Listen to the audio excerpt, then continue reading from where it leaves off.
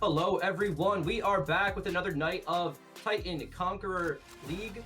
We have, where are the team names? Oh god, they disappeared. We have Conduit Esports Yeti versus Summit Esports Blaze, and I'm Metashift doing play-by-play. And with me, my name is Swifty. I will be on the color cast for tonight. So excited to be back after week 1, joining you Meta here today to see some teams battle it out on the Rift. Yeah, both teams not doing so hot right now, but that means it's going to be a good game. We might get all three. I think both streams have been 2-0s that I've done on these Wednesdays, so hopefully I get all three this time around. That'd be fun. I know some of these players. Possibility, yeah. You do. I do know some of these players. I know Krama, pretty solid rock in the top lane, usually a top performer. Surprised to be on an 0-2 team. Not sure what the rest of the players on the team are like. And I also know Fallen, who I thought was a mid laner, so might be off role, or I'm just wrong. But those are the two that I know. So I always tend to watch the players that I've seen. Yeah, I think I'm familiar with Black Eyed Peas, which is a name I've seen, I think, for some years now, just in the league scene in general. In this ELO playing for different teams. And from what I can recall, Black Eyed Peas is one of the more talented junglers in the league. So, hopefully, I know these teams are both 0-2. They're looking to pick up their first win of their splits here tonight. I don't see any reason why we can't have a banger of a series. Maybe we'll go to 3 games. We'll see what happens here. Yeah. I think it's usually going to be a little bit more eventful when you have 2 teams on the bottom. Draft. Yeah, I think it always will be. But yeah, right in the draft. Let's get this started. Excited to see what comes out. I know there's a lot of hot contested picks. There's very, very strong stuff that we typically see banned a lot, or people don't want to play against, namely the Mel, which I believe is actually not disabled this week. But we're going to see Viego Draven. Wow, Draven's an interesting ban coming out immediately P1. Someone must be a Draven player. Looking at history. Yeah, looking at affection, right? That's the ADC. I actually don't see a lot of Draven. I see a lot of Varus, though. A lot of Varus. Well, Varus is super meta. Not surprising. Yeah. But maybe scared of that pocket pick Draven. Nobody likes Draven. Could be. Viego Bel'Veth. Viego Bel'Veth is one. Crazy. Viego Bel'Veth. That's like a 2-trick right there. If you play Viego Bel'Veth. Followed up with the Karma. Okay, so we do see jungle bans targeted out. From Summit Esports for the side of Conduit, and we're seeing a little more just general stuff. The Draven is interesting as it's not a super meta jungle, or ADC, excuse me. However, it is very punishing in duel. I think sides are flipped. This now makes more sense. Okay. There we go. This makes more sense. It's going to be I think it's your boy Black Eyed Peas is the one with the Amumu and the OP.GG, and the Viego Bel'Veth makes sense for Fallen. For Fallen? Yeah. My so-called mid laner, who is definitely not a mid laner. They are a jungle. Who's definitely not a mid laner. all their history is jungle.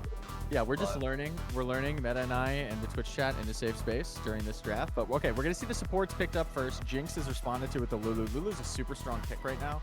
I've seen it absolutely tear up many a lane.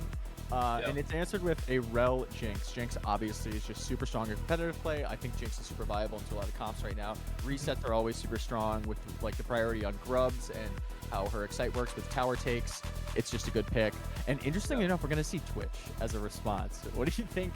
What do you think about Twitch? Don't see it a lot. I low-key like this for some reason. Like it's got, I'm feeling it, right? You first pick the Lulu, you bait him into a Jinx, and you counter it with the Twitch. The only problem is Twitch Lulu is very susceptible to Rel in lane, so they have to play lane pretty safe. For sure, yeah. You don't really have many outs other than a polymorph, a slow, or blowing sums or an ultimate right out of the Lulu. The Twitch has 0 tools himself. He can't just insta invisible, right? There's a sort of channel on it.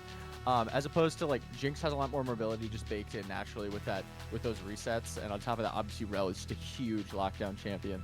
I think it is a good thing though to see Zac come out. I think Zac is a champ that can just innately apply pressure very well for lanes by nature of the fact that he can gank from very, very weird angles with that E, which is typically what is maxed very early on the Zac. So it's sort of that unseen threat thing that Zac can provide the team. But also we're seeing Aurora come out, which I think Aurora is game warping. I think if anyone sees that in an OP.GG, you have to put that in your ban list right now.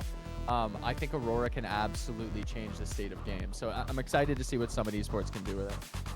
Yeah, I like the Aurora pick a lot. I think just her W is so useful with Twitch popping up next to her, dodging Zach E. Good pick there. Yeah. Kindred and Rumble is actually more meta than I was about to give it credit for. Rumble top lane right now. Rumble and Cassante, I think, are like 2 of the most played tops in professional play right now. But Aurelia. Kindred is interesting. And Aurelia is really interesting. I believe that's going to be an Aurelia mid lane as a response to the Aurora. Wants to get up in the Aurora's space. Does not want to let this be like a control mage scaly fight in the mid lane. And, okay, we're going to see an Ornn as a response to the Rumble. I'm not actually entirely sure who wins that matchup. I'm not much of a top laner myself, but I do know that they are both 2 very meta top laners. Ornn's a lot safer, and I think Rumble has like surprising damage early. So, I mean, I think this is a sort of angle where if Zach wants to make plays on an Ornn, like pre-6, pre-items, I think Ornn can be super susceptible to those ganks. But I'm actually very interested to see the Kindred. It's not something you play a lot, I feel, in competitive and organized play. Right. So excited to see what Fallen can do. I know you said you've seen or are familiar with Fallen or knew the name. Yeah. It's kind of a gutsy pick here for sure. This can go 2 ways. I've seen a lot of individuals maybe screw up the way that ultimate works with objective takes, that sort of thing. It's not the easiest champion to necessarily pilot and play, because the way you want to be pathing and the way you want to prioritize those stacks can sort of warp your own decision making as well as the enemy team's decision making when they see those stacks as marks pop up on camps. But I'm very interested to see how this goes either way. Yeah, for the Kindred pick, I mean, I'm looking at it too. I think the solo laners, they're just so aggressive, right? Rumble and Aurelia for the other team. So it makes the Kindred pick really hard to pull off, which is, I don't know. I mean, they have Prio in bot lane maybe with the Jinx Rel. So if Kindred gets marked bot side, you can play that way, and also does have a counter pick into the Zac. It could work out. It also couldn't. I like the way Conduit Esports rounded out their comp a little bit more than Summit Esports. But yeah, it looks like we're ready for the game, so let's get into it. Game 1 coming at you. I think another interesting point here, I'm going to be very curious meta to look at what the Zac will be doing in the early game, namely for the point that you just made, right? That Rumble and Aurelia have a lot more propensity and capacity to be aggressive early in the game, right? Zac is a champion that does not necessarily need a lot of resources, right, to get ganks off or to just be an effective tank and an effective CC lockdown machine in the game, as opposed to a Kindred who needs a lot more time. So I think that it's 2 antithesis sort of styles of play here. I'm curious to see how those 2 manage it.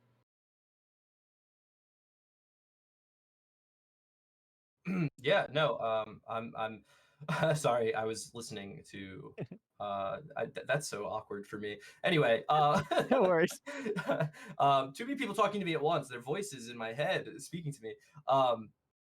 Yeah, no, I do think that, Zac's low resource, so definitely going to be Black Eyed Peas. It's on him to gank these solo lanes and get them going. I think they would just ignore bot lane. Twitch, Lulu, just play it safe. They'll scale. They could even gank, Imagine, I don't know if you said this, but imagine the Twitch, Lulu roam up mid with a Zac gank. This is going to really push that Aurelia forward into the game. Yeah, if Godson can play really safe here and understands how to position in a lane against Aurel, Lulu Zac is gnarly, right? I think this is a meta that's very, very heavy on support roams. So I think like any opportunity that we can get a support to roam with the jungler either into enemy territory, right, to invade the enemy jungler or to roam up to mid lane, get a kill, get priority for an objective, I think is super powerful. I think both teams actually have the propensity to do that between Zac, Lulu, as well as Kindred Rel. I think Kindred may be relying on Rel pretty heavily there, which may put a lot of pressure here on Sifra to make those roams and to make those moves, as Aurora, I think, has the capacity to do so. But into an Aurelia, I don't think it's necessarily as easy of a lane matchup to get that done in. So curious to see how these things shake up. I think a lot of it will depend on how comfortable they are in these matchups and in these lanes to sort of put themselves in a position to help the team out and pick up those advantages where they can. I like the way that we were playing mid lane there. The Aurora recognizing Aurelia started E, being able to play a little aggressive, get some poke off. We do have some heavy poke coming from the Twitch Lulu lane. They're actually like sort of dominating this Jinx Rel and Infection. Almost almost dies there. Almost dies, not quite. I don't know if the E was up or just pulled a little early out of the Twitch, the contaminate. Level There 2, weren't. so maybe Yeah, 2 there 2W. there weren't many stacks. I do know that Twitch typically likes to start the contaminate the E, just in case any sort of early fight happens. He sort of relies on it for those kills. Plus, it's good for last hitting in lane if need be, but it doesn't quite get the number of stacks on the Jinx there. Jinx is going to be able to recall. All Jinx has to blow really looks to be the barrier. Interestingly enough, I didn't actually see it come down, but the Ignite did go down on Rel. So they are working 2 summoner spells down in this matchup, as opposed to Chong and Godson, who have all of their sums up, and were already looking like they were sort of steering the direction of that lane. But we have a possible skirmish coming up here on the top side, as we have both Kindred and Zach moving to the grub, and Kindred's looking for the gank on Rumble. Yeah, Kindred's going to jump on in, throw out that wolf. Got the E-stacks. Krema's going down really low, but here's Black Eyed Peas with the return gank. The Oran's so low, Injustice will be killed for first blood. The kill picked up by Black Eyed Peas. And now going to run down Fallen. The thing is, Fallen walked over a ward, and Krema baited that perfectly for his jungler. Absolutely, yeah. And Zach is a jungler that can play very, very aggressive and forward, initiate the gank, as well as counter gank, sort of exquisitely here, right? It perfectly timed, like you said. They understood where the Kindred was. I think Fallen may have made a mistake, not in necessarily like missing that the ward was there in Tribrush for the side of Conduit, but as we actually might get a skirmish here. I'll let you go for it. Yeah, I don't know. Black Eyed Peas here, just gonna battle away, pop some W's on the Orin, poke them out. I Dunk, mean, dunk, dunk. it feels really bad if you TP back to lane and you get poked out. But it might just be a little bit of a waste of time for Black Eyed Peas. Low resource jungle, maybe it doesn't matter. Yeah, I think less of a boon for a jungler, or a bane for a jungler there, I should say, as we've got a little bit of a frozen replay that's starting now. So yeah, I actually think it's an interesting gank angle here, because the flash is blown and they still decide to commit on it after having seen the Zac. And interestingly enough, the flash from Fallen is not blown to dodge that ability, to dodge the E from Black Eyed Peas. There's a possibility that goes a little bit easier there, or if Fallen is able to flash at the Rumble, maybe that kill is picked up, but we actually already got a fight down here. Yeah, it's Sifra stunning up Godson. Godson on the run, gonna flash away. This Twitch does have fully stacked lethal tempo, but is caught under turret. Will able to turn to kill around, get the rel, and now Fallen just shy just a little bit yet again, and on the run as Fallen's about to go down to Black Eyed Peas. And now Affection on the Jink with Flash and Barrier is the next one to be caught. Great Holding flash. that flash a little bit too long. Affection, Barrier under turret. Cyclone's going to flash for it and finish him off. Great job there. Good execution. Black Eyed Peas on the Zac. I love seeing that when people actually understand how to play Zac. You throw out the Q, you get the hook on, you can flash in a direction to grab another target, be it a ward, be it a minion, be it an enemy champion. Yeah, great discipline there. As we actually have a kill on the top side, we're gonna get this replay here in a second. As Krema and Injustice are gonna go head to head here. It seems like yeah, it might just be a solo bolo here. Oh, Yeah, I mean, Krema's just dueling this Ornn right now. Injustice, I guess, bit off a little bit more than he could chew. Doesn't even need the ultimate. Oh, wait. Oh, 1 for 1. It's a 1 for 1. There were 2 kills on the top side, not 1. I think that's a common mistake into Rumble, is not understanding how to fight around the overheat passive. It is something that when Q comes up with overheat, so much damage comes out of this Rumble. But Black Eyed Peas is here on this side of the map, ready to counter gank if need be. Looks like nothing might happen. Krema's going to have to pick up this wave underneath their tower, and Black Eyed Peas is just sort of going to back off. Understands now with the Blast Cone that they are on the grubs, but does not have priority from Aurelia or Rumble, their mid or their top lane. If I'm Black Eyed Peas, I'm sort of giving this objective and trying to look to get something elsewhere. And it looks like that might be what they're doing here, is Rumble probably is going to go up into the top lane and push this out. Fallen is just going to finish these up. Injustice, I think, hit level 6 off of that, if I'm not mistaken, but... Yep, looks like it's going to be three free grubs for none. So I was going to say, Fallen seemingly has a slight XP advantage over Black Eyed Peas, probably up some farm, but it's really unlucky, right? This Kindred came very close to getting a few kills on some of these early ganks, just gets counter ganked and ends up dying once, and, you know, it's Conduit Esports who are up 5-1. Conduit's up to a good start.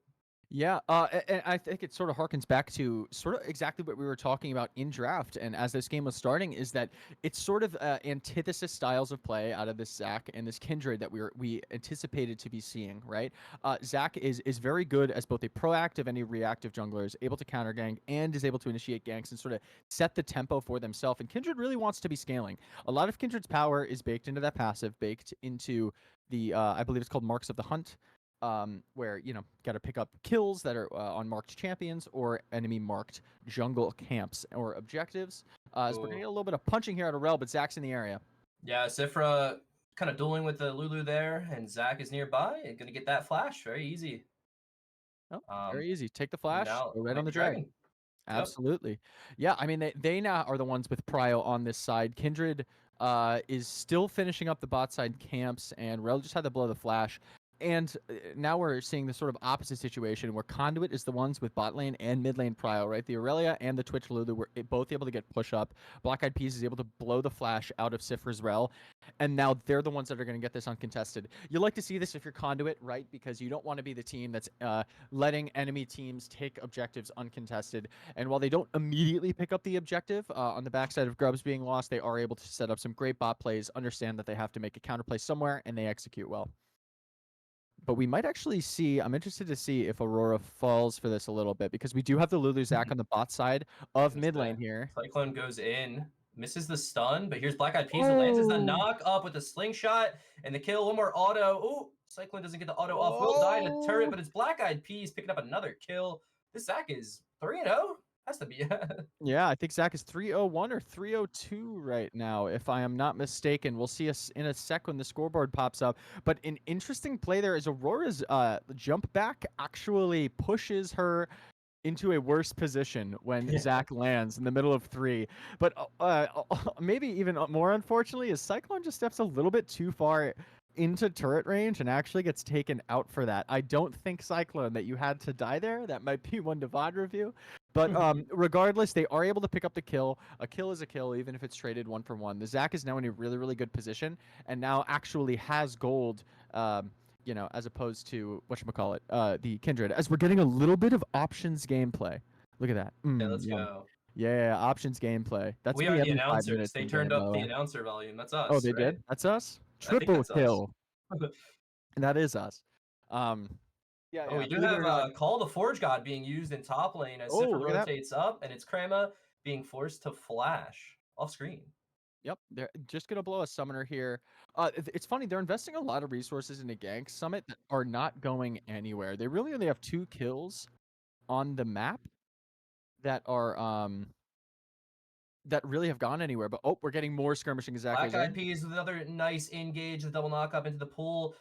It's going to be a turnaround, though, with a Frost Aurelia ultimate. Fallen going down low.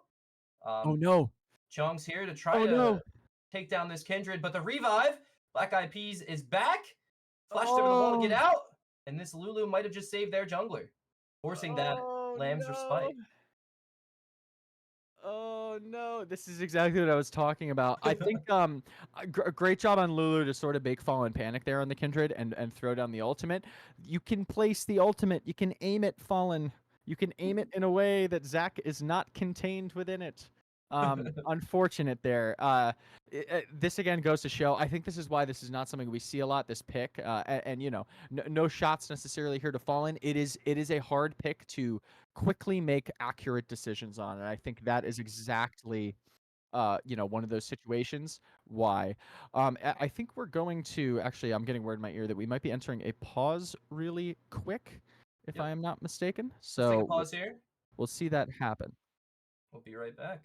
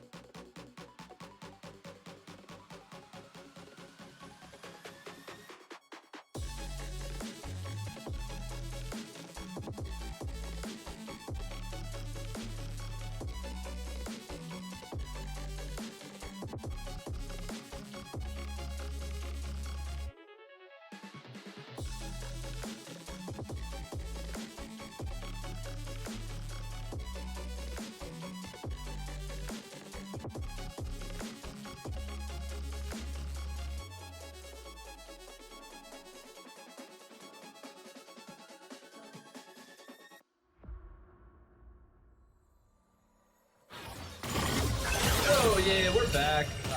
Diapers changed. Dentures in. We're ready to go.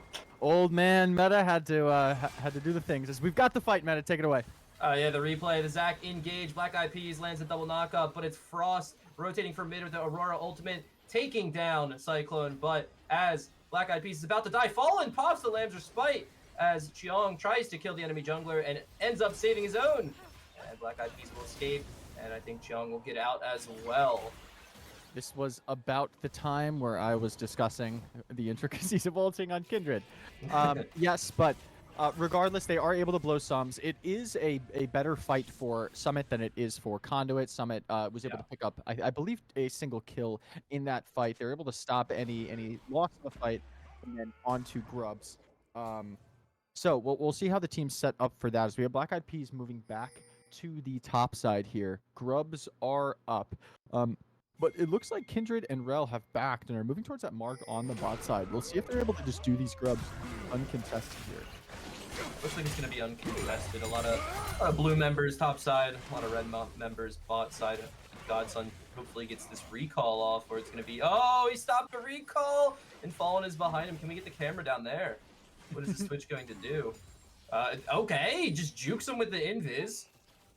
What? They have no idea where he went. Invisible rat, invisible rat. Cannot catch Twit. That's I was funny. hiding.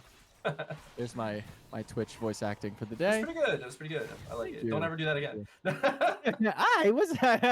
It's the same as my. It's the same as my Heimerdinger, by the way. Indeed, a wise choice. Pretty It's close. the same voice. Oh my god. I thought Godson was about to re-engage there on Affection, but it's just picking up the wave. You might see a gank mid. Alrighty, so it looks like as Zac is engaging mid lane. I don't know if it went poorly or less poorly. It looks like it went less poorly than it did last time for Frost's Aurora here. As last time we had Aurora sort of dodge into the team and get for it. Oh, well, here's the fight. It looks like Vanguard's Edge. Cyclone finds a kill on Frost, which I was thinking Frost was huge after that play earlier, picking up the kill and a huge wave, but no, not big enough. Cyclone and Frost, 1-for-1 there. We'll see, look at the replays to see what happened. Yeah, looks like, okay, Frost is still here in the mid lane. I mean, Black Eyed Peas has an excellent sort of engage angle here, right? Starts channeling that E. Doesn't hit anything, and it looks like the play is almost dead here. As Black Eyed Peas is going to go back around, and the stun comes down, and I imagine this is what starts it back up again. Yes, the channeled E. Frost has object permanence issues and immediately gets dumpstered by the Zac. But great job on Fallen there to pick up something in response. I'm not sure if the mark was down or not. I don't know if production, we can get a mark counter check on the Kindred coming in here in a second. But yeah, whether or not I think the worth it of that play, we're on 3. I believe that was a stack pickup then. I haven't seen Kindred really pick up many other kills or marks elsewhere on the map. So I believe that was indeed a stack pickup, which makes it a little bit more worth it for Fawn, a little bit more worth it for the side of Summit Esports. So we have another fight here on the Aurora. Yeah, Cyclone going immediately back in on Frost as soon as getting back to lane with the help of Krema and the equalizer from that Rumble. They will pick up the kill. Frost goes down again. And then Jung is fighting Fallen and Sifra here. Black Eyed Peas did not want to go in. I think it's because ultimates are down. They're kind of going to have to wait for maybe Vanguard's Edge to come back up. But they will start the Dragon. Yes, they will start the Dragon. Interesting call there to not go in. You know, I'll never necessarily fault cautious play and, you know, doing your best not to int. I don't see a reason why Zac can't go in there, though. This Zac is already on the Sunfire and Lucidity boots. They know that the Aurora is dead. They know that the Jinx is farming bot lane. They see the Ornn top. They know it's a 2-man on 4-man sort of fight.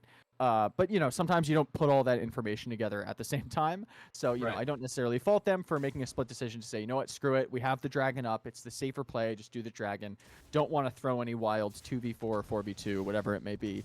But yeah, they're going to go with the safe play. They pick up the Dragon. They are now on 2 Drakes as opposed to 0, as we are starting to see Conduit solidify their lead a little bit more. They picked up the Feats of Strength to get the boots. They have the first 3 objectives, and I believe they have the first 3. Yes, they were able to pick up 3 grubs as well as these first 2 dragons.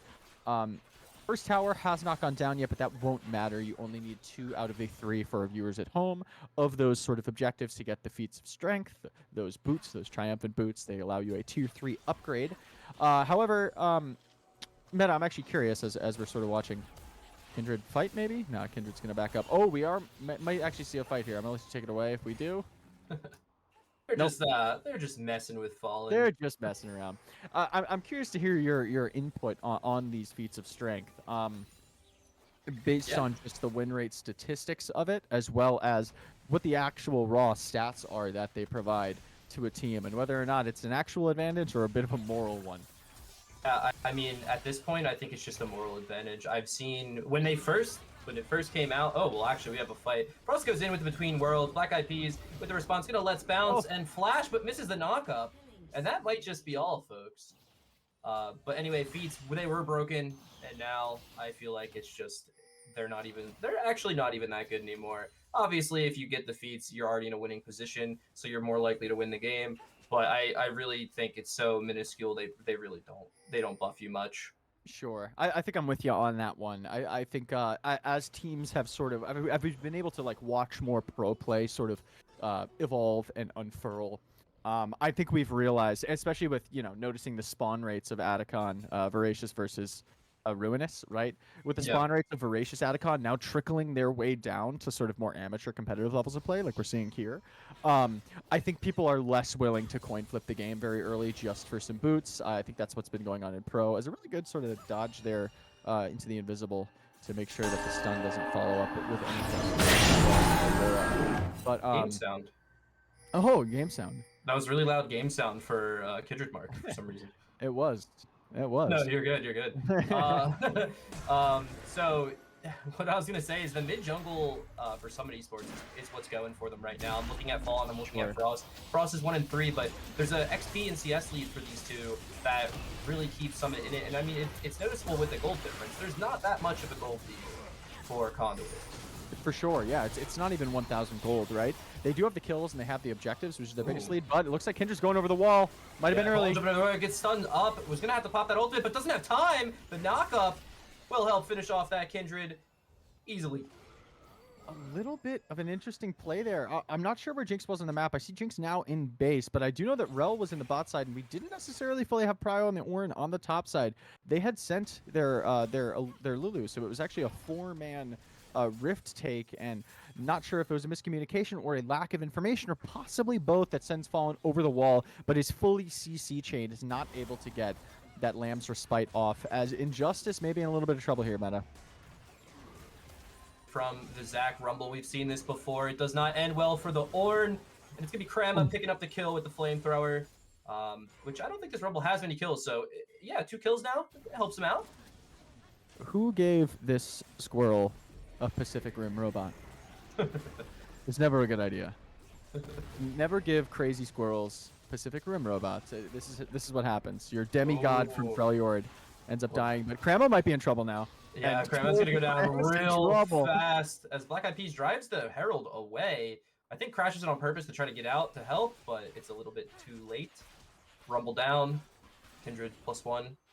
Yeah, Mark? We are seeing, I believe that's probably a mark. We can get another mark check from production in a second here, but we are seeing like a 40 CS gap for the side of Kindred. I would like to make a point in saying that I think this is sort of the two junglers' game plans, right? Like Zach obviously wants to have 70% kill participation, does not need to be nearly as much of a golden and econ sap as Kindred does, but Fallen's done a great job at sort of responding to that. In my opinion. Is it the best job they could have done? I think that maybe that's up for debate.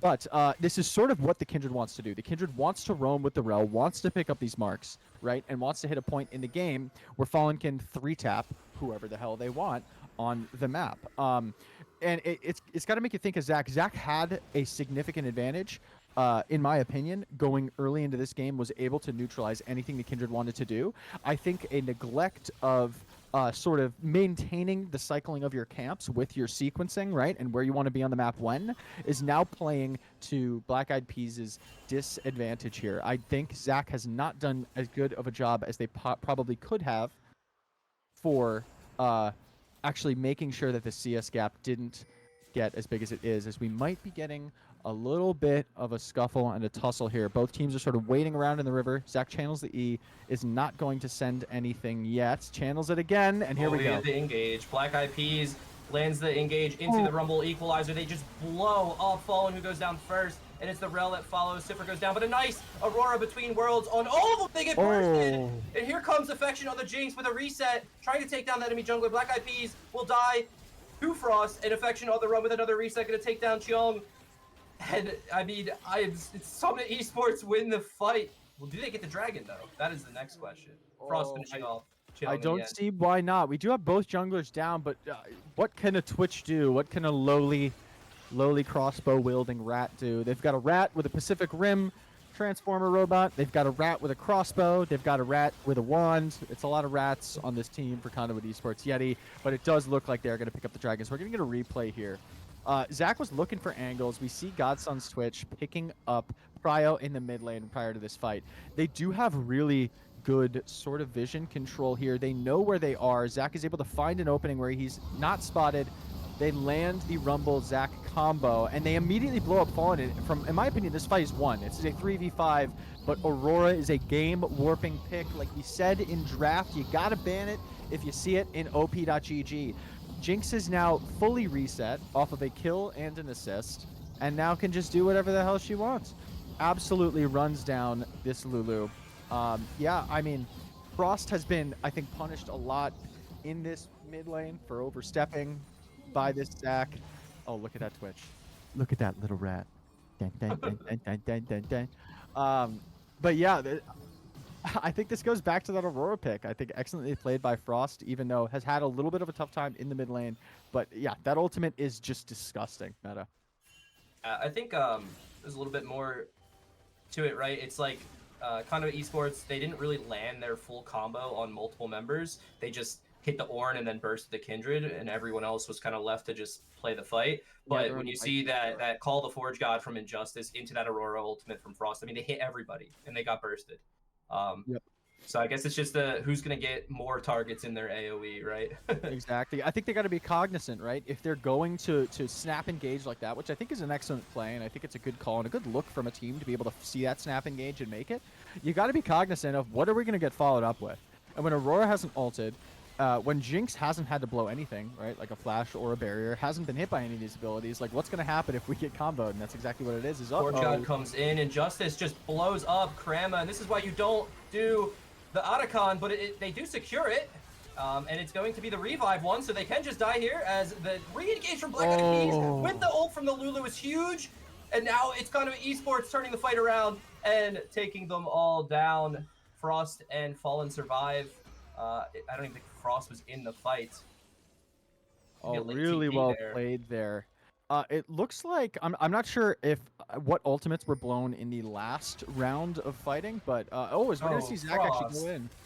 Maybe able to get out with the ultimate if they can get back to it. They do, using that between worlds to escape, and Cyclone dies to the turret, but has that revive. It has that revive. Not gonna lose too much off of it. I'm gonna be quite honest with you. I don't know how gold works. I still believe you get like 200 golds when you kill someone. 200 is pretty good, right? Yeah, pretty good. But yeah, let's get a replay here. As there was a lot of fighting going on in different areas of this river as Atacon was getting very, very low. Looking at the ultimates, okay, we still have Zach ultimate. Oh, all but the Twitch ultimate is up. But it looks like all but every ultimate besides Rel, it looks to be was up for Summit as well. So interesting that these fights play out in completely different directions. I think the more scattered fight may play in the favor of Conduit here, right? Twitch kind of favors some time to be able to sit in a weird position, get a good angle, show up out of nowhere. Yeah, I think they played that sort of the antithesis of the last fight. They aren't getting wombo comboed by an Ornn Aurora there, and it works out for them. And Fallen's actually able to get off the ultimate. That is another big point, right? Had Fallen not pressed R, Fallen is very dead in that fight. So there's the difference there between snap engaging on the Kindred, not letting that Lamb's Respite come down, and actually, being able to use it, I think changes the outcome of this fight pretty significantly. As it looks like these teams understand that Baron is up. They're going to start moving that way. There's a little bit of a contest over jungle camps. Fallen's just going to go right for that red buff. And we'll see what happens in these next few minutes. It looks like Conduit isn't going to force anything on the Baron right now. They're going to give it a little bit of time. I think they understand that they are in the driver's seat. This is probably the biggest gold lead that we've seen all game meta, if I'm not mistaken. Almost a 4K gold lead. They're up 17 to 11 so, kills. yeah, I would say so. Yeah. Definitely, yeah. They do realize that this is third drag for Conduit and second drag for Summit coming up in the next 45 seconds, and I think that is where the play is going to be next. We see both bot lanes, ADC and support, moving to the mid lane. This is typical. They're going to want to get prio when moving to an objective on either side of the map. And, that's a rat. Perfection walking up to the Twitch. Invis. Godson takes down the kill with a rat-a-tat-tat spray and pray, but Frost will re-engage there, find that avenge kill as Chung's on the run. Oh, but Frost wants to try to get the Lulu as well. Chung's gonna have to burn the ultimate to stay alive. So does have to burn the flash as well, though, Frost. Yeah. I'm not sure who necessarily comes out on the top there. Flash cooldown is longer than Lulu's ultimate, so you could argue that Lulu gets a little bit of the better trade there. Fallen's gonna have to hop over the wall, but we still got a Zac coming. And yeah, it's going to hop over the wall again. We'll see who wins when it comes to this dragon. Right now, it looks like Summit Esports are about to deny Soul Point yet again. It was a 2-0 dragon lead for Conduit, and just now back-to-back 2-2 after that. They're doing a good job answering. These fights seem to be pretty swingy. We've seen Summit absolutely clear Conduit. We've seen Conduit absolutely clear Summit. As look, they're going right back again for it. I think this setting of sort of skirmishing tempo is good to be doing on a Zac. They do have to be cognizant of what damage and what backup is there, though, right? I think a lot of their damage rides on the back of Rumble Ultimate and Twitch popping out with a crossbow and saying, "I was hiding," and then shooting everybody, right? Look at these items on the Twitch now. 3 items. Oh, that's a Flames Respite having to get blown in the mid lane. Wow. That's a big ultimate cooldown blown. As holy crud though, Aurora. Oh my God. So much going on, but it's all like mini skirmishes. They get the Lambs Respite. There's a huge poke onto Godson, who's gonna have to take a recall. But as I was watching the scoreboard, I mean, I see these Twitch items. This is gonna hurt, right? Your 3 crit, 3 items, Runans. It's gonna be big for Godson in the next fight if they choose to not look for a one-on kill and get a full team fight going. Yeah, this makes me actually question the decision making there from Godson to kill Affection, sort of in a 1v1, and then be out of position without a support and a team to get out of there alive. It's a 6-1-5 Twitch with a full item up, basically just a Renan's up, right? And I guess you could say Triumphant Boots on the Jinx, who is 1-5-4 right now. Godson is the ADC that is going to be doing damage in these fights compared to Jinx, right? Granted, if Jinx gets resets off, that's basically worth an item. So, I think that's a little bit of a caveat and a little bit of a possibility to equalize there. But Baron vision, it's so dark for red side. They have no clue. They have to look for this. They have to check. They don't. I'm not sure if they do. They're set Kindred. Oh, they're going for the pick on bot. They're going for Cyclone. Sifra's finally going to ward. A Jinx Rocket does nothing. It's going to be Baron picked up by Conduit Esports, but at the cost of their mid laner. Yeah, I think if you're Cyclone, you're willing to take that any day of the week. You did your job. You get the Kindred to the other side of the map. The Baron buff is worth that 1 kill, I think, every day of the week. They have a very, very strong Twitch who is going to be able to rip these towers pretty quickly. I don't believe they have 6 grubs or 4 grubs for those extra spawns, which I think would make this even more of a dangerous Baron push. But they do have the tower taking ability. They had Prio in the mid lane. They have Prio in the top lane. And I'm looking for Conduit Esports Yeti here to put as much pressure on as they can and really expand this gold lead with the Baron buff that they have. Fallen about to face check. Twitch Lulu gonna pop the Lambs Respite. It's back up off cooldown, but now Godson is on the run and will go down. So well played by Fallen. The Kindred ultimate was actually just Giga there. Yeah, played really well. Interesting that Godson doesn't choose to use the flash or the barrier to get out of that. I don't think Godson's in a position to be able to just stand and wait and use the Contaminate E-stacks to clean the kill when the Lambs Respite goes down. In a vacuum, if Kindred and Twitch are hitting each other and the Lambs Respite goes down, they both have a sort of executability, so there is counterplay there for Twitch, but when you're sitting in the middle of their team, you do have to get out, but holds onto the flash, holds onto the barrier, but pays their life for it. I just almost feel like Twitch should be further away and Kindred is shorter range. And Probably. Godson needed to max range that one and run away as soon as that ulti's popped.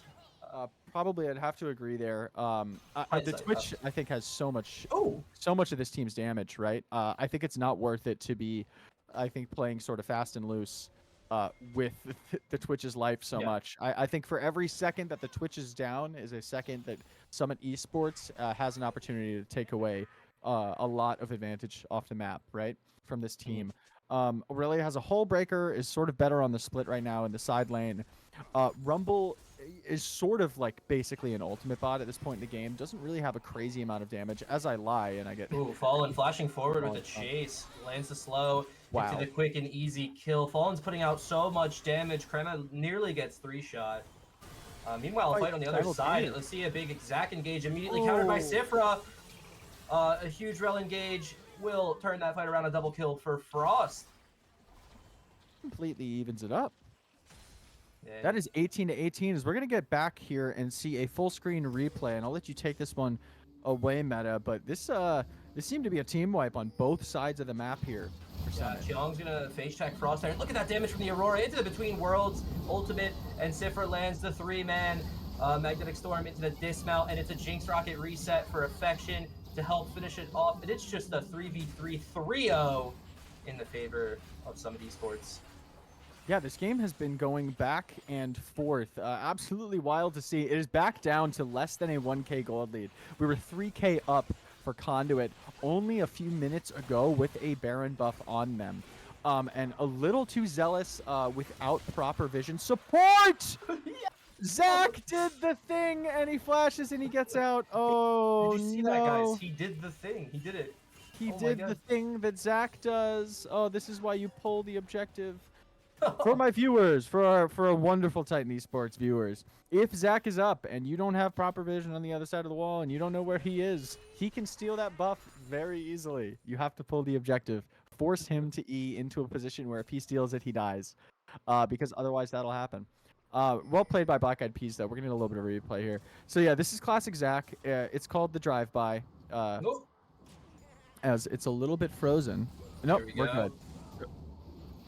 He sees exactly how much health it's on. Wow, it's perfectly executed. It's Zac 101, perfectly executed by Black Eyed Peas. And then he just boops his way out. Unfortunate if you're fallen.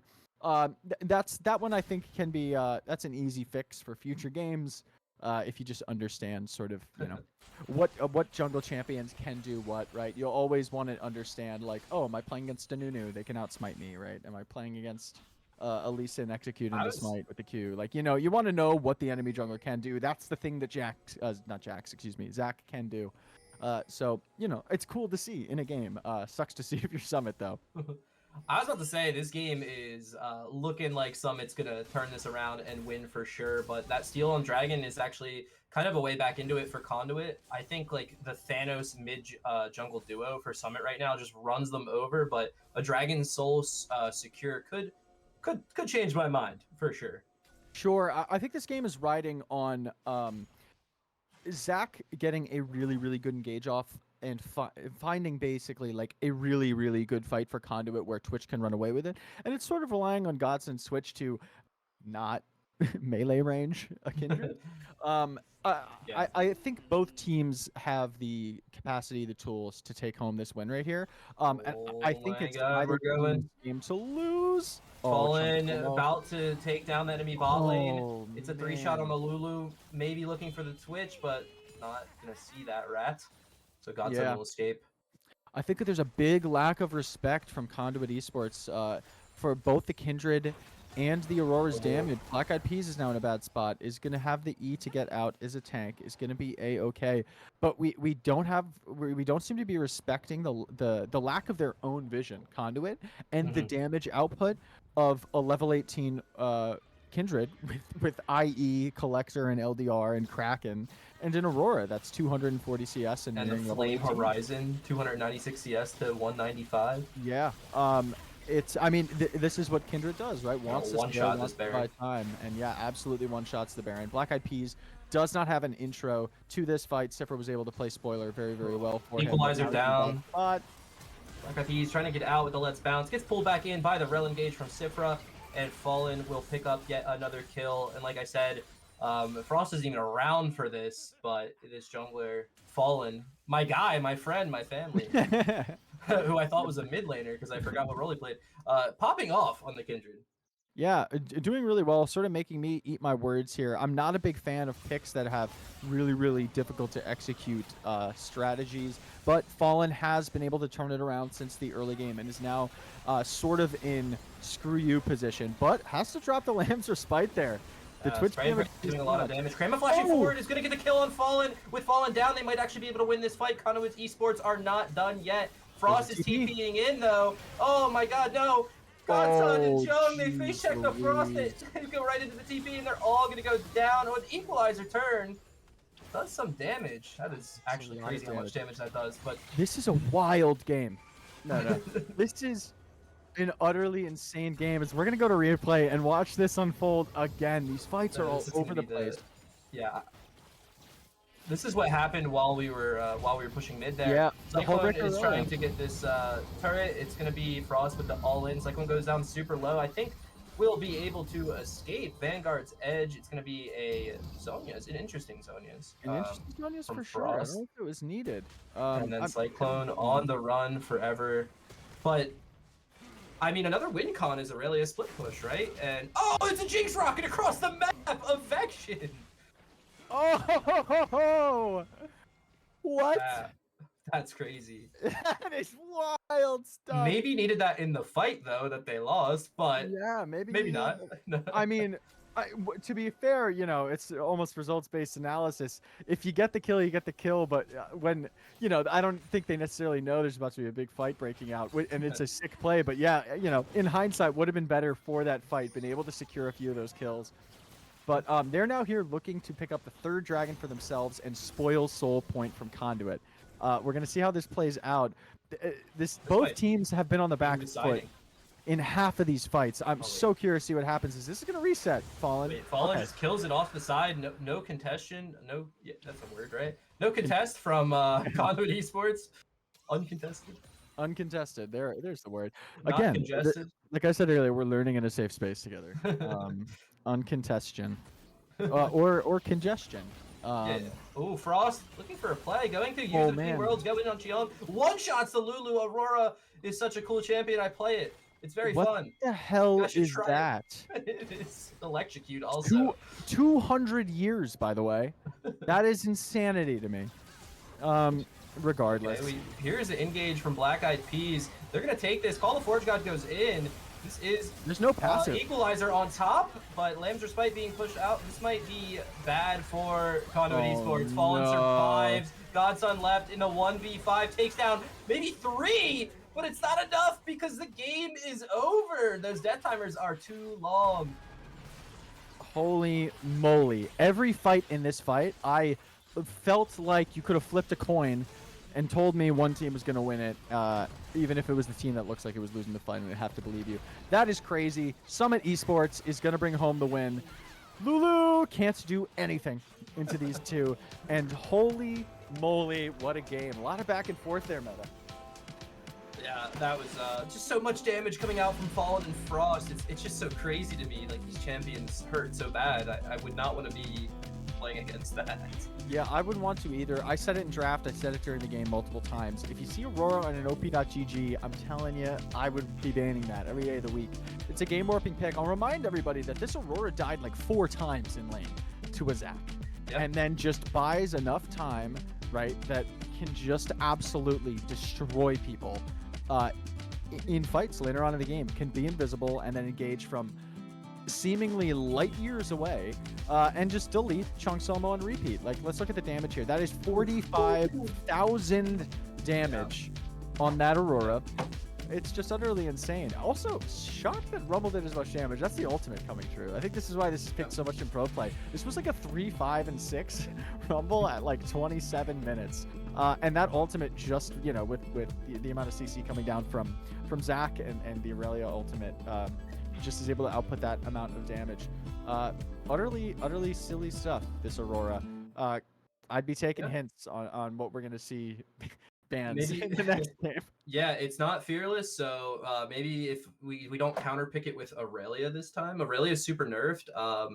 I just feel like I don't know, it was a little bit useless later on. If you can't win Yeah. the split, you kind of are winning on the split, but also not. I don't know. Let's find a different counterpick to the Aurora, or ban it, or steal it, something like that. Yeah, for sure. I think there's got to be an answer there. They did a great job of sort of accelerating, right? That game tempo. The Zac pick was very effective for what it wanted to do and what it Yep. did for a while, but they weren't able to find the leads and the sort of fights.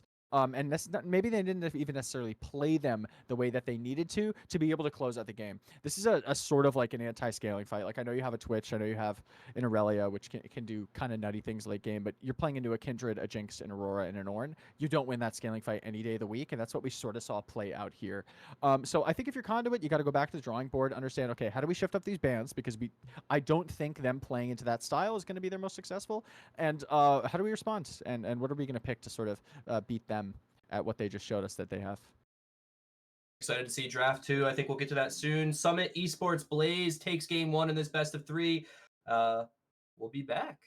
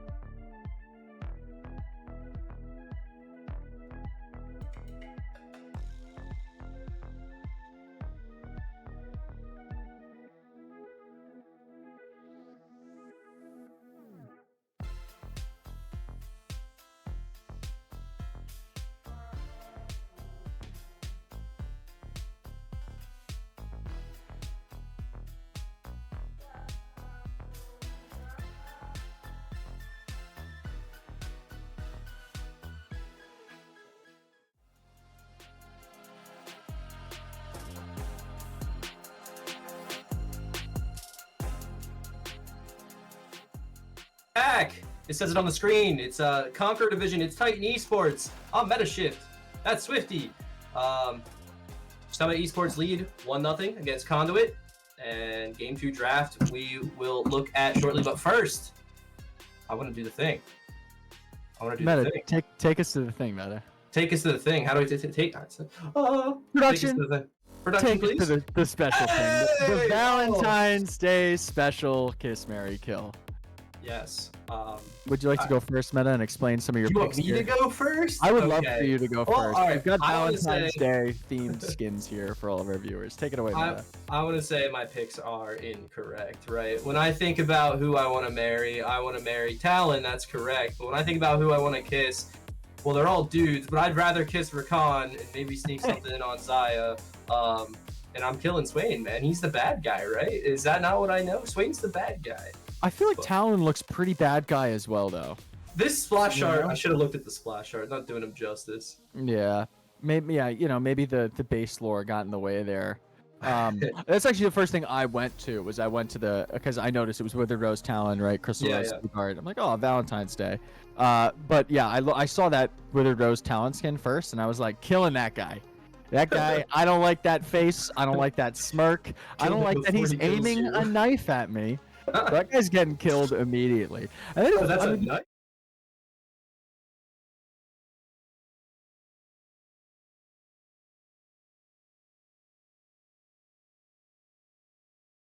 more Mary vibes than whatchamacallit, Rakan did. But also, like, I feel like if I kissed Rakan, like, maybe there's a throuple thing, like, we can get a little bit of polyamory going on with Zaya. Like, I'm not going to hate on what people want to do with their lives, and, maybe, it could be fun. So, that's sort of without getting any more weird on the stream. That's as far as I'm going to explain. No, I'm looking at Swain's face, and it looks like, is it called mewing or something? These kids do Yeah. these days. It looks like he's doing that. I'm shooting him on the not- spot. Like, that's... Gen Alpha, so I don't really know. But yeah, it looks like it's mewing. He does have a nice bird. He's got like a little cockatiel Oh, on yeah. his shoulder, which I do married a like. bird. Married Yeah, a yeah. bird. A question for But we're- our Titan Esports overlords. Can we marry the bird? Some missed comments that were said in private call is I said that Talon reminds me of Antonio Banderas. That's why I want to marry him. I'll And give then you that someone else said that maybe if you marry Rakan, you're in the thruple, and that. could be Yeah, interesting. that's the point that I feel like sold me on Yeah. at least kissing Rakan, right? Yeah. Is it? And then I get to hang out with Zaya, but. Yep. Regardless, those are the picks. It's back Yeah. to us. Let's skip draft. Go into the game. We got. Yeah, let's we talk did- about draft. Yeah, we could talk about a little bit of draft coming up. As a reminder for viewers, we've got Summit Esports Blaze. Conduit has opted to stay on the blue side of the map. They're going to maintain first pick. I'm curious to see. We already see it, Meta. We already see the Kindred. Yeah. Collins Kindred ran over the game along with Frost Aurora in game 1 here.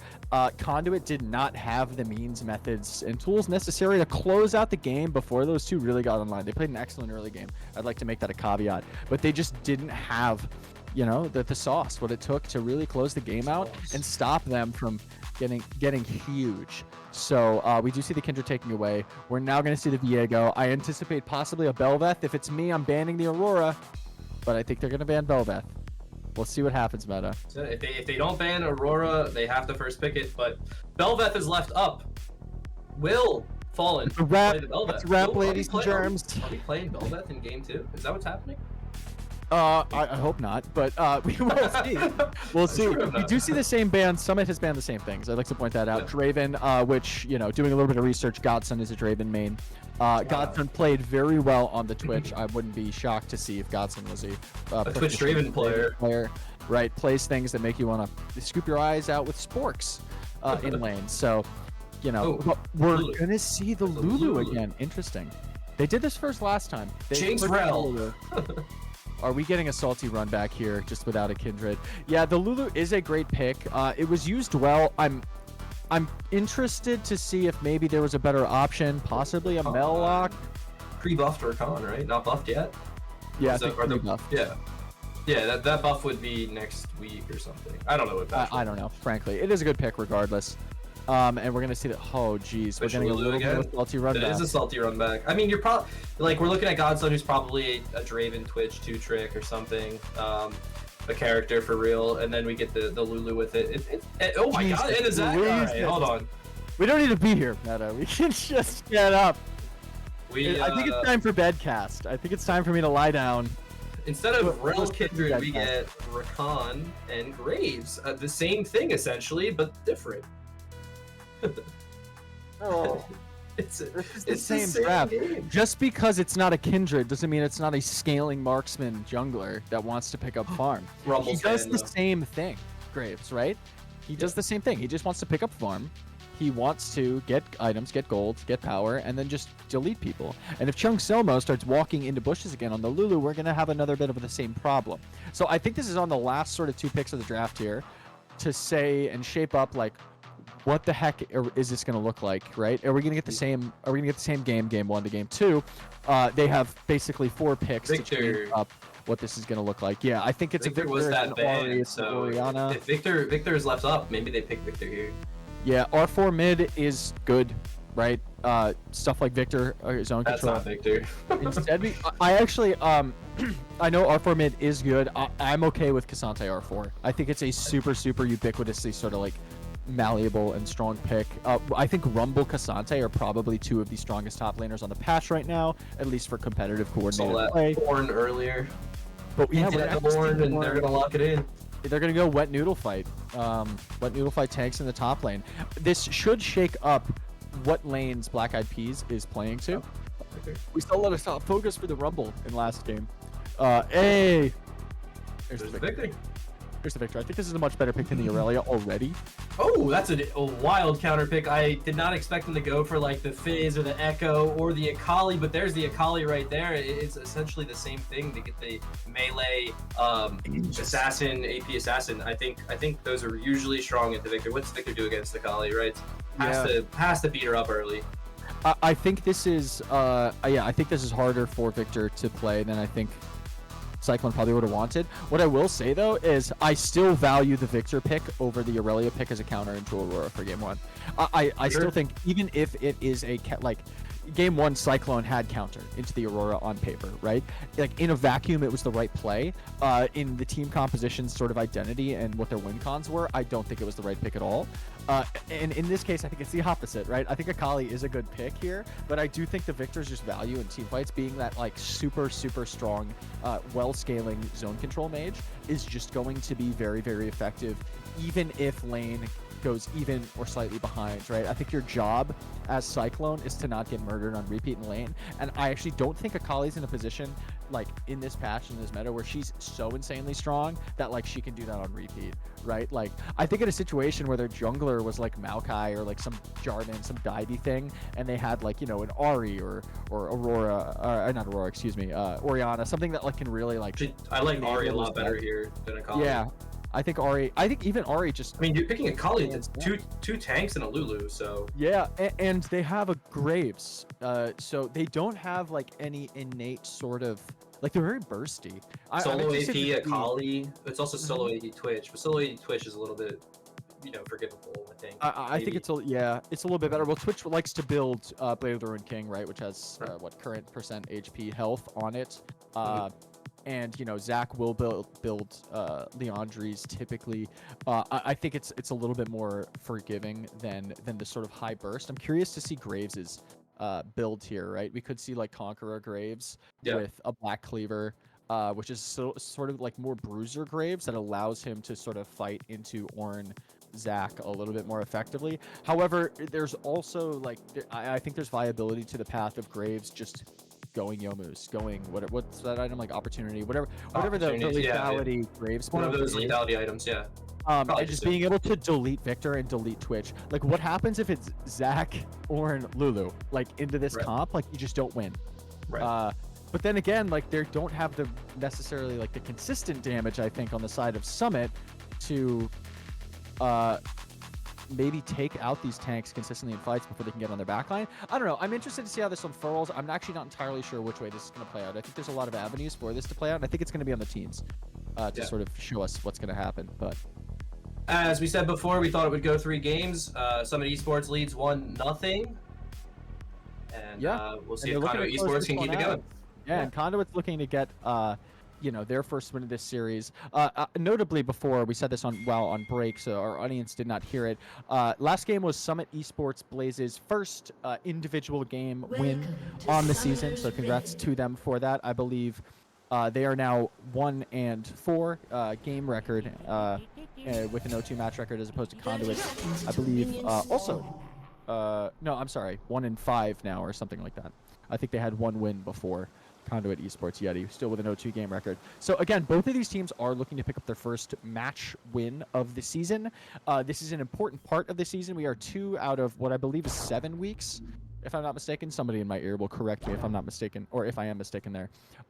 This is a pivotal time 2 out of 7, in yes. season. 2 out of 7? Thank you. Yes. This is a pivotal time to sort of pick up wins, right? If you want to have any shot at a playoff berth, like, this is the point in time at which you need to start racking wins together. 3 right? out of 7. Solidify. 3 out of 7. 3 out of 7. Excuse me. Yes. This sorry. is the 3rd week. 2 games had already happened, being the point, right? Yeah, so yeah. you got to start finding wins now, and this is your opportunity to do so. These are 2 teams that are currently at the bottom of the barrel, just in terms of what their records are. So if you're looking to make playoffs and looking to keep your season alive, this is the series to do so. And Conduit needs to claw back a win here, unless they're going to get 2-0 by Summit. I'd point out this very interesting Twitch chat comment. God Poop running it back on the Twitch. I thought that was interesting, and we should share that and talk about it. God Poop. God Poop. To be fair, God Poop was unbelievably fed on that Twitch. Game 1, I think there were some, I wouldn't say egregious, but I think some silly positional mistakes from the side of Godson. A little overconfident. Little overzealous, Limit a little testing, overconfident. Yeah. Maybe limit testing for this game. Black Eyed Peas maybe already down here for the level 2 gank. Look at this 2 camp cheese. Just do your camps, brother. Do your camps. This is why we full clear. Hey, there's the God Poop running it back on the Twitch. Chat up on the stream. There it is. Yeah, really, there it is on the what's really impressive is the laning from Godson. To be honest, like the fact that he's able to have such a strong lane last game on Twitch, and even now looking like just chilling in these early levels, like so confident in the matchups here. I think a lot of that also comes down to the power of Lulu. As we're getting a little bit of a fighty poo here. Yeah, Frost goes in, gets stunned in the Shroud. Cyclone just gonna get off some poke, but kind of winning. I mean, this Akali's gonna sustain, and Cyclone's already down half HP, half mana pool. That's could be rough. Yeah. It's a weird lane position for Cyclone to be in because you sort of want to maintain priority, I think, on the Akali. Akali's a good pick that can all in you in lane, but also has pretty good roam ability, right? Like, Akali on a side lane can delete a squishy bot lane, right? Like a Lulu or a Twitch, and then set up a Dragon take like super well with the jungle, right? With a 4-man dive bot. So you kind of want to be maintaining priority as the victor, but you're simultaneously setting yourself up for like a Graves Akali to sort of annihilate you. So it's a little bit of a precarious position for Cyclone to be playing in, and we'll definitely have to manage their vision, right, around mid lane and understand where this Graves is. But we actually met a... Are we going to see... I'm looking at Victor's Grasp of the Undying. That's what I'm looking at. I just noticed that. I thought we were setting up for a bot play, which we still might be, but wait. We still might be setting up for a bot play. Is that real? Is that not? Is that a client? Yeah, is that a client bug? No, that's real. Is that meta? It can be. I'm meta. It can be meta. I just don't like it here. I think Airy is just so valuable when you're ranged into melee, and Akali's so weak level 1. And you outrange her that you just need to auto attack her as much as possible. But yeah, I mean, I guess Grass the Undying is a little extra poke too. Yeah, I don't know. I don't know if I'm sold, but then again, I am a brain dead jungler, so I don't play solo lanes, so maybe there's something I'm missing here. I would never do it, but yeah, it is possible. Yeah. Sure. Okay, so it sounds like it is a build, but maybe not the optimal one here. Actually, now that you've brought that up, I'm noticing now that the fleet footwork has been taken on Graves, which typically means we're gonna get like a crit Graves, or we're gonna get a like a more of a lethality Graves. I don't like that either. With how strong Electrocute is right now, I feel like Electrocute or Dark Harvest Graves, but probably more Electrocute would be the move. Sure. I think there's a lot of runes you can go. Like I think Fleet again is a meta. It's a fine option. I don't know if it's the option here into Ornn and into a Zac. I mean, it gives you that heal, right, for that the clear repeatability. It gives you a little bit of movement speed, which again speeds up your clear, but also lets you get out of the way in fights with a little bit like an auto, and then your movement speed burst. So I think it's fine, but again, like you said, it may not be the optimal one. Like if we want to be deleting a Victor or a Twitch, probably a DH, right? Probably Yeah. an Electrocute. Like there's an argument to be made for PTA in that situation, even though I wouldn't think it's optimal. But yeah, it's some interesting runes coming out here. Everything else looks pretty standard, right? I like the Aftershock, I like the Guardians, I like the lethal tempos, the graphs on the top laners. So yeah, I'm curious to see as this game unfurls. I'll be taking us back, and Meta, I want you to remind me to keep looking at the Graves build here, because I'm curious to see which of the many iterations of Graves we're going to be seeing as he's looking to start up the Dragon here for the first objective of the game. Yeah, and it looks like it might just be free. I've been staring at Frost in mid lane. I was talking about Cyclone kind of just maybe overusing mana and HP pool, and it's just once again Frost is going to be kind of just generating this XP lead over Cyclone. I think that is just gonna, it sort of hints at what is to come, right? Sure. I mean that Aurora was disgusting last game, I'm and also it's gonna be noticing, Dragon Trade for Grubs. yeah, Dragon Trade for Grubs. I'm noticing actually a little bit of a compositional little interesting tidbit here. As actually I'm gonna hold off as Top's getting a play. Another elastic slingshot by Black Eyed Peas, another successful one. Call the Forge God from the level 6 Ornn going to be used here on the Cassandra under turret, and Crema will go 1-for-1, which is, I mean, not super ideal, but first blood picked up by the Ornn. Yep, first blood is picked up by the Ornn. Good on Injustice to get the kill returned. You know, it's the best you can sort of do in those situations. But bring it back to the compositional sort of identity thing. The grub trades for the Dragon is interesting, right? Because again, we're in a sort of situation sort of akin to the Zac Kindred jungle matchup, where the Graves wants to be farming, and like the more the Graves is farming, the better the Graves feels, right? The Zac wants to be proactive. However, you're playing with Twitch, who is a little bit scaling. You're playing with an Ornn, you're playing with a Victor, all of whom are like a little bit scaling, as Fallen's in a weird spot but can E over the wall, get to safety here. But it's a little bit of a synergistic sort of, you know, mishap here, but we're gonna get him go in. Oh, Just said there's no way that Zac gank works, right? They just saw him. I hope not. Yeah, this is exactly my point, right? Meta is that like what Zac needs to be making plays happen. How do you do that with a Victor, Twitch, Ornn? Yeah, there is a lack of setup in every lane. I mean, top is where he went, and top's probably the best one to go to. Other than that, it's I guess counter ganks again. But I do agree, like it's weird that this game they decide not to early stack dragons. They're not playing for a soul win con right away, and maybe they're thinking they outscale. They have the Ornn, they have the Twitch Lulu, and they have Victor. I mean, I guess they're playing to scale this time around, so maybe they'll look to contest third dragon, maybe even second dragon, but gonna play top side for now, and I can see it being the right call. I mean, it depends on how it works. Injustice does get hit by the Q from the Zac, so it's slowed, but is he gonna run away? No, it's a let's bounce, and the flash to throw him back into the team. Injustice caught in that slow field from the Victor will go down, and it's another kill, I think, for the Ornn, unless someone else stole it. Yeah, that's not 2 kills to 1. They're 1 kill off of that first blood, or not first blood, I guess, first to 3 kills, feat of strength. They've amassed themselves grubs and like about a 300-400 gold lead here, you know, which is fine. Like you said, like they do sort of want to be playing 2 scaling. Maybe they don't want to hard force things. The Zac is just inevitably going to be in a weird position this game. You know, if we want to play for scaling, that's fine. I think we just have to understand that Zac might not do what we want Zac to do. We're getting fights on both sides of the map here, possibly on the tower. Yeah, some dive action maybe. I mean, Frost and Sifra would be the ones to lead it off, and they are going to back off. Meanwhile, top side, Crema survives, but it's Fallen picking up a bunch of CS. Was able to steal some cams from Zac earlier, and now take some wave minions top. What did I just say? Top wave minions. So we might see another insane CS lead for Fallen in the jungle. Yeah, I mean, I think Fallen's just set up to have a better time this game. It's sort of one of those things where it's like, yeah, we picked Zac for the team. right? Pick Zach so that it's a low econ jungler that has a lot of utility, has a lot of team fight and tempo setting capabilities, but Graves kind of can just, you know, farm. But we can see Black Eyed Peas trying to make something happen here on Injustice. Black Eyed Peas loves top lane. Call the Forge guy, but Injustice is pretty far away. Gonna try to buffer it, but does not hold on that W long enough or pops it too early. But it's Black Eyed Peas giving him the all-out exit. And Injustice, well played, dashing through the enemy jungler on that gank to escape. Yeah.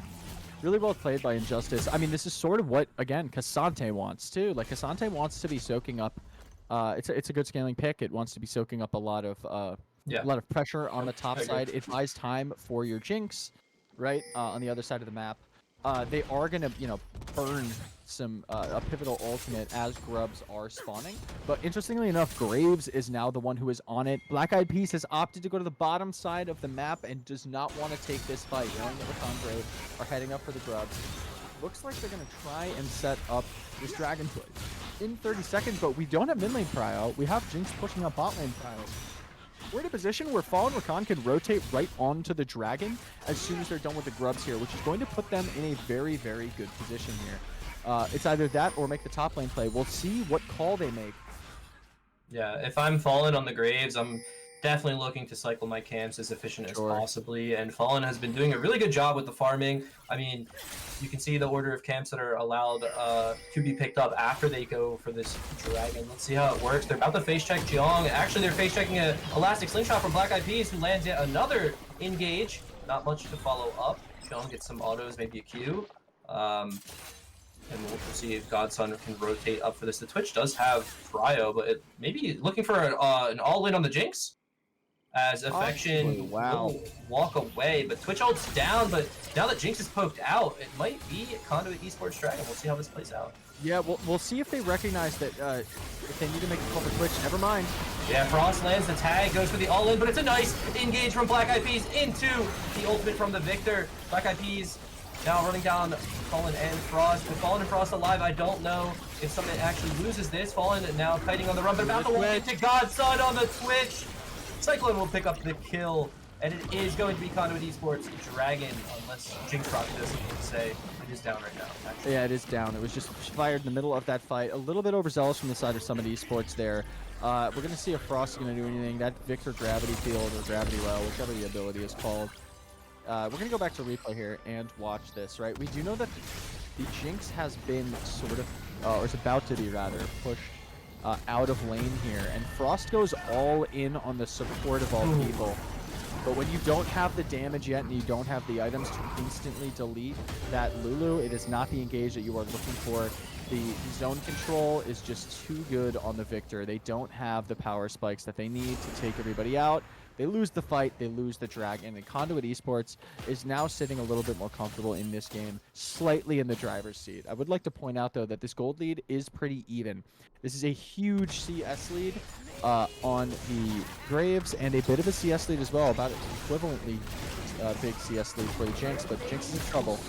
Now Black Eyed Peas lands a knockup on Affection. Gonna get the flash from the Jinx, but not gonna follow up because Sifra is there to keep their fellow AD carry alive.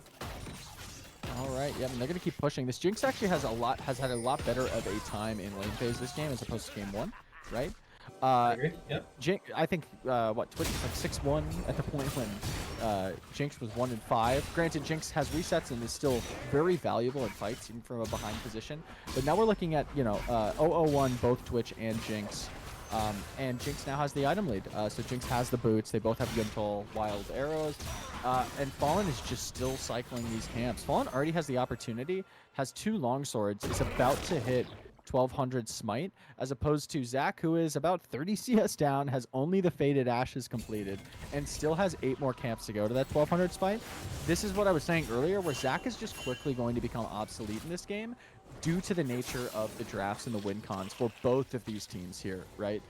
So I'm curious to see what Conduit can do if they can recognize that, right? If I'm their jungler, I'm communicating to the team exactly the state I'm in and exactly the state I'm going to be in the next 5 minutes, if this is sort of what keeps happening, right?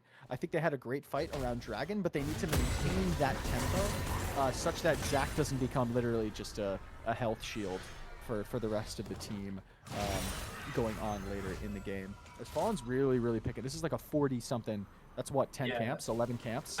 That's why I think like playing for feats here is just kind of bad, right? If Fallen just keeps cycling camps and goes up insanely, they can give feats away like no problem. As we are one set of grubs for each side and one dragon for each side. This is Rift Herald is going to be the feats of strength. But I think like if they want to fight this, it's kind of, I mean, the camps are all down, so it's kind of okay to fight this. But like you were just mentioning, like Fallen should try to let his team know what state he's in, and they can just play around their Graves, just out tempoing and being a massive later on. Yeah, the Graves also notably is lethality Graves. So this team is entirely indexed into deleting Godson and Cyclone. Granted, Graves is so ahead, I think, of the Zac right now, it shouldn't matter. Chung is getting engaged on. Yeah, there's a lot of burst potential here. Gonna pop the Lulu ultimate. A nice engage from Sifra. Trying to set up, but Fallen and Frost have already used everything they got. Double TPs coming in. It's gonna be Injustice and Cyclone who TP'd into the center of 5 members, and Injustice just pushes them right into the enemy team. Down goes Cyclone. A little bit of a mystery there from Victor. TP doesn't work exactly the same way. Not only do you have to channel it, but you have to actually make that physical travel animation from where your current location is to where you're teleporting. Would have been a much safer place to just TP to the turret. Your team had already disengaged the fight. So a little bit of an overzealous read there. The Summit is going to be able to pick up the Rift Herald. It's a good fight for them. They did a great job, Conduit, sort of disengaging that fight, right? And stopping the burst coming out. If Summit doesn't get, it's a little bit of a tickle fest, but nothing more than that. Crema is tanky. Graves does, no, lethality Graves does not do damage to that horn. Once abilities come out from Graves and Akali, and if one of the Conduit players is not dead, like, Jinx doesn't get resets, and you're kind of sitting there as a Twitch can just repeat auto people, so... God, Black Eyed Peas from downtown, another landed elastic slingshot, but it's really just for poke, as Affection's actually turning this around with a lethal tempo, and Cyclone's ends up saving Black Eyed Peas, and now Cyclone's in trouble, walking a little bit too close. Sifra has flash, and engage a TP from Frost. Oh, misses the tag, but the Jinx rocket also misses, everything being missed by Summit Esports. Will they still be able to get the kills? Frost one more auto, no turn available. Storm Surge. Yes, they will be able to. Oh yeah, it wasn't even auto. They got it with the Storm Surge. I think Airy or Phase Rush even gets you out of that. If you're Victor, just as a note, I think Grasp. I'm curious if we could get a Grasp the Undying like counter check. I don't even know if that's possible from a spectator, but it is, but it's difficult. Yeah. How many times we've procced the Grasp of the Undying on Victor? Because you know there's a point in the game at which, right, if you get deleted, like your Grasp of the Undying procs like don't matter into a team that is indexed into wiping you off the face of the planet as fast as possible, right? It's a Storm Surge Akali, it's a collector opportunity Graves. You know, that extra, what is it, like 150 health probably max that he has at this point in the game doesn't really mean anything into a 60 CS lead Graves. That is wild. That is 27 max. 9 stacks on the Grass the Undying. Yeah, 27 health. Nothing. It's just not worth it, unfortunately, for Cyclone. I understand, like, your point, Meta, that you made as to the reasoning behind it, but I think in the grand scheme of things, when you're dealing into this composition that has the propensity and the capacity to just remove you from the game and gray screen you, it's a lot less effective. I think we're seeing that as Affection again is able to get out. Yeah, playing around the jumpers pretty well. Sifra's here. Oh, Sifra wants to go in. He's engaged on the Twitch, but there's no one here to follow up, so Sifra's going to get hit by Let's Bounce, thrown back into the team, survives just barely. Black Eyed Peas now getting low. Jinx Rocket goes wide. Doesn't hit him. So everyone's missing everything, but that's okay as long as both sides do it. Yeah, as long as both sides miss, it does not matter. Yeah, a little bit of an interesting engage there from Sifra, and he just stays. Pops up from Invis, takes down enemy support. Sifra goes down, and then a nice call of Forge God will set up another kill for Godson. Oh! Frost with the perfect execution, but now Fallen. Oh my God. Oh no, yeah. UV4 might escape. It is very spicy as Black Eyed Peas goes down into passive. Fallen Burning will survive from Triumph as the TP in from Injustice takes down Cyclone, and looking for more. Chium is on the run, gets tagged by a slow, and Kasante Gaming with the Kali behind him, all out into the final kill there. Ace for Summit Esports. Wow, that was a back and forth fight. There's a handful of things that I would love to point out about that. The first being that Summit Esports is now comfortably in this driver's seat. This Graves is up 70-something CS. They are now up like 6k gold. They have the Dragon advantage, right? 2-1. And this is a 7-0-1 Akali with Storm Surge. This Akali can remove people from the map. The second being, Summit almost lost that fight a few times. And the thing that I think is the most important here is that they overstay a little bit, right? Obviously, Sifra doesn't die here. They don't quite get the kills. The look is the look at the beginning of the fight, right? They don't quite have the damage with Fallen to pick up this Zac or at least knock the passive off. Nobody hits an ability, which is a separate issue entirely on its own. But, you know, they stick around. The Twitch is invisible. We watch Twitch go invisible. You can't be there, Sifra, right? We have to blow basically everything, and we still get hit by everything on Affection. This is two key targets dead for the side of Summit. However, remember how we said that Graves and Akali are very burst indexed? Their cooldowns are basically their entire damage profile in these fights, right? Conduit has windows with which they can work, and I'm going to finish this point later. We hit the double knockups here. Zipper lands a double knockup, but followed up is the engage from Black Eyed Peas. But it's Frost who's 7-0, just doing so much damage. They absolutely melt the tank. Zac Prema with the 3-man call. The Forge God over the wall, but there is absolutely no follow-up. Cyclone on the split push bot lane, not joining the fight. It's going to be Otacon for Summit Esports. It is, and Summit's starting to really take this game away and drive home with it. We're right in the position I said Zac was going to be in. Zac cannot play the game. Zac is a walking ward at this point. Does not have the items needed to stop that team from deleting Zac, who is one of their two tanks, right? This is a scary position to be in if you're Conduit, quite frankly. Granted, they're going to try and trade something, take them in tower, but Otacon has been taken, and we have a very fed mid jungle again for the side of Summit Esports. Taking it back to my point from before, right? The damage windows, or the damage rather profile for the side of Summit Esports is in windows. Graves cooldowns and Akali cooldowns, right? And then using Jinx resets. If Jinx is dead, as in the case of last fight, we're not worried about Jinx resets, right? If Conduit cannot make the play happen within the windows of damage that Graves and Akali can do, you cannot force and you cannot overstay, right? Zac went way too far out of the Victor and the Lulu's ability to get in and close the deal on some of those kills. They were way too low health and way too far away. And we watched Black Eyed Peas and Krama both walk into a high burst damage duo and get absolutely demolished for it, right? Conduit's only way back into this game is to realize that if they are going to take fights, they have windows of opportunities with which they can pull the trigger, and then they have to back out, right? If they do not get the kills on their key targets within those windows when their cooldowns are down and that damage can come out, they're not going to win these fights. And I think we see that coming to fruition in these last few fights here. And now Summit's in a position where they can just take the game away. It's sort of their game to lose at this point, Meta. Yeah. Yeah, I mean, we have a Dragon coming up in 15 seconds, but we have Sifra diving under turret onto Cyclone because they are so fed, and Frost is there on the flank, and it's not even needed. The Akali perfect execution is not needed. It's a Jinx rocket that does land this time. And Black Eyed Peas may be trying to make up for some losses here, but an uncontested third Dragon puts Summit Esports on Soul Point, and they do pick up that mid-tier 2 as well. Still have the false life buff. They do. It's not permanent, so it will be going down, but we'll see how they use that. Oh, Fallen. I saw that, Fallen. When you rewatch the VOD inevitably later tonight, I want you to know, Fallen, that I saw that. That's weird. Why did that Graves walk all the way around when he has a dash? That's super weird. I guess he didn't have that. He should have flashed. Yeah, I'd love to take a moment here to point out the Graves versus Zac items. Forgive the jungler in me. Zac Leandres just has no resistances and like not a lot of health. Bad, right? Just go full tank. You have Victor, you have Twitch. Is a worse teamo for all intents and purposes. Really good dodge there from Sifra. You know what I mean? At least Teemo can drop wards. Like, Zach can't do anything in this game. This is really an unfortunate spot, as Black Eyed Peas is going to try to make something happen, but just doesn't have the ability to get in there comfortably.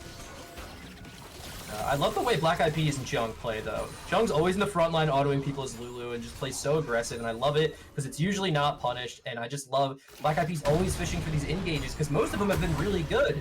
It's just, is it the timing? Is it you know, there's a lot of other factors, but sure. I still love it. It's content. I think aggressive support play, the higher elo you go, the more you see that, right? Yeah. Aggressive support play. Supports who are willing to like just put their life on the line and make calls, right? And be proactive on the map. That's your job as a support, is to win the game for your team by, you know, just being proactive, reading the map. You don't have to CS. You don't have to do damage. You have the ability to make reads on the map. And so I like seeing it out of Chiang. Again, though, it can work against you in times where you may not have like the perfect read or all of the information that you need. We saw Chiang a lot last game, just sort of walk in the bushes, right? Which is, you know, a pretty 101 mistake to make. So it's a little bit of a double-edged sword. Like I really like here's a perfect example. This could be really bad for Chiang. Frost is right there to take down this poor little Lulu. Oh, but maybe saved by Black Eyed Peas, and the Jinx Rocket misses. Oh, but Sifra over the wall. Wow. Will get the kill, but now it's just support for support. Kill being picked up by Godson on that Twitch. That is a good trade for Conduit. Yeah, I mean, Sifra just used ulti, so it's not like, I don't know, it's not super bad. It's just support for support. Like, who's worth more, the Lulu in the fight or the Rakan? Yeah. I mean, the Rakan is, you know, the support for the winning team with insane, like, pick and engage tools. However, when you really think about it, and now I may actually renege on my point, that a 4v4 is always worse for the team that's behind.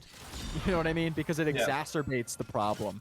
It exacerbates the gold differential that much more, right? Especially when it is the support. Cyclone over extending here in the side lane. Fallen is right on that and almost one-shots. Cyclone and extra auto will finish him off. Yeah, it's a little unfortunate if you're Cyclone. This game is starting to, the windows of opportunity are starting to close. Sean's doing it again. You gotta be careful there, brother. Our little red squirrel on the Lulu. Little red squirrel. Oh yes, fun fact. Meta and I are fluent in Korean, and Chung Selmo means red squirrel in Korean. Do not fact check us on that, whether or not we are fluent in Korean. That is, you know, we're telling you the truth. We would never lie to you on stream. But that is what it means, factually. It means red squirrel. Yes. I did have a Korean roommate in college, so I'm pretty sure he taught me Korean. Maybe not the good words. Maybe I feel like my college roommates taught me how to drink too much. But anyway, actually he taught me how to play League, so I actually didn't even mention that. I should. My Korean roommate in college got me into League and taught me how to play. Baron picked up by Summit Esports, by the way. Baron, yep. Summit Esports. I mean, this game is almost playing itself out, which is why we're talking about Red Squirrel. That claw is going. League of Legends. But look at that claw. I'm gonna come out on a limb and say it. I don't like that we changed Mechanical Victor to be Magical Victor. Come out on a limb. After this, kiss Mary kill. You know, I miss like Robot Victor, Robotnik. But I've watched all the Sonic movies. I will admit it. Even the old ones. Yes. I know. I do think some of the. Yeah, I don't know. Victor, I like the Arcane Victor like story and the way they portrayed him, but also like as a character in the game, it's just like I don't want him to be. I don't know. They made him not as like scary looking, but yeah, he's a little bit like Twiggy. He looks like Ivern, you know, like that. Yeah, he does look like Ivern. I agree. That bugs me. He's very, very limb-like. It's like a bug, and it bugs. Oh, another engage from Zipper using the Black Eyed Peas. Has a speed buff to get in, but it's Godson on the side trying to put out a lot of damage. The spray and pray, rat-a-tat-tat doesn't really do all too much. Is this a 3-item Twitch and it doesn't even do that much? Yeah, I mean... We're not quite there. We're not quite yet. We don't have the Runons. Oh, we don't have Runons yet. We don't have Runons yet, but I also think it's very hard for Twitch to get into a position, like with Sifra, Akali, Cassante existing. Like, I don't think that Twitch can sit in the same spot as in last fight. Cloud Soul engage from Krama, and it's nothing. Paul the Forge God wasted. Game potentially doomed. Krama is sad. Look at him. Poor Ornn. I gave you these items. Use them. Crema is all jammed up emotionally. Oh, Doesn't quite hurt. Oh, that's a lot of damage. Dude, this Jinx hurts, bro. yeah. This is the sad moment of the game. It's like the bleeding out, right? There's not much Conduit Esports can do, especially when Let's Bounce, Rat-a-tat-tat, Spray and Pray, whatever, and Call of Forge got all these ultimate abilities are down. They have Summoner spells though, so they're gonna have to do a last defense, Hail Mary. I've seen bigger comebacks, so we'll see what happens here. Oh my god, he's gone. There's Frost going in, 1v3 into the Shroud, has the perfect execution on Godson. Going into the Zonias though, and unable to finish off the Twitch, they take down the Akali. It's going to be a 1-for-1 here. One for one. They have oh my god! No, Fallen is huge.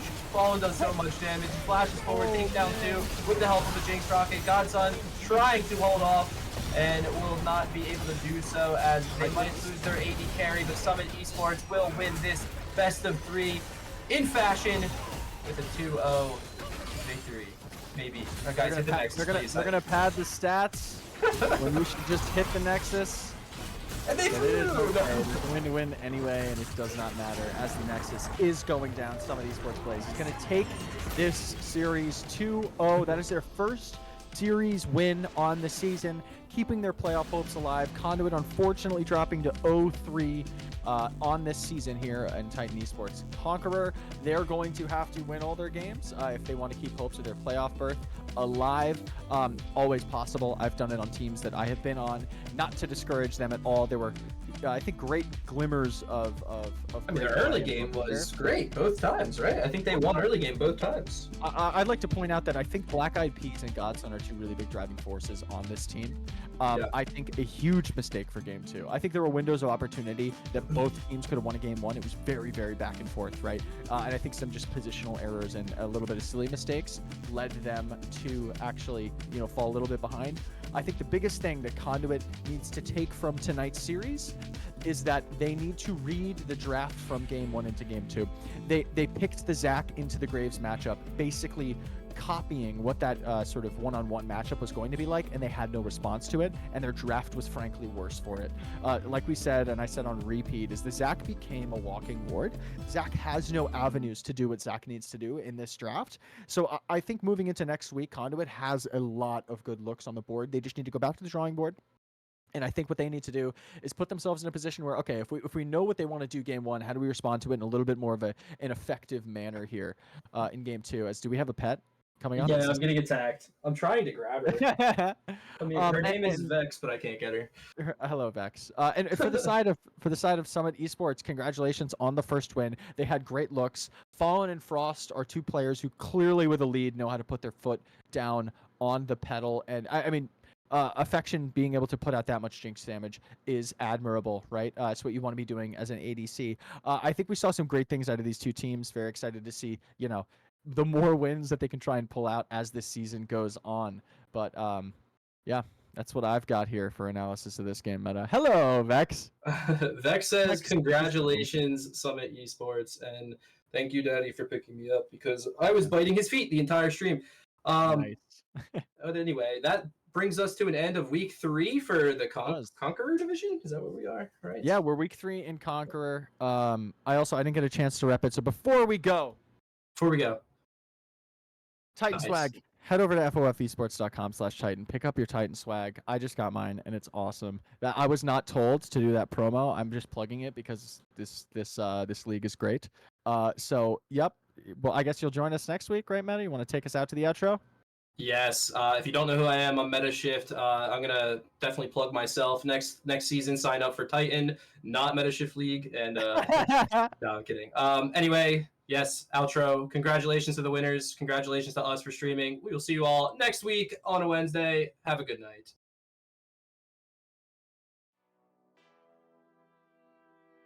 God, she's so aggressive.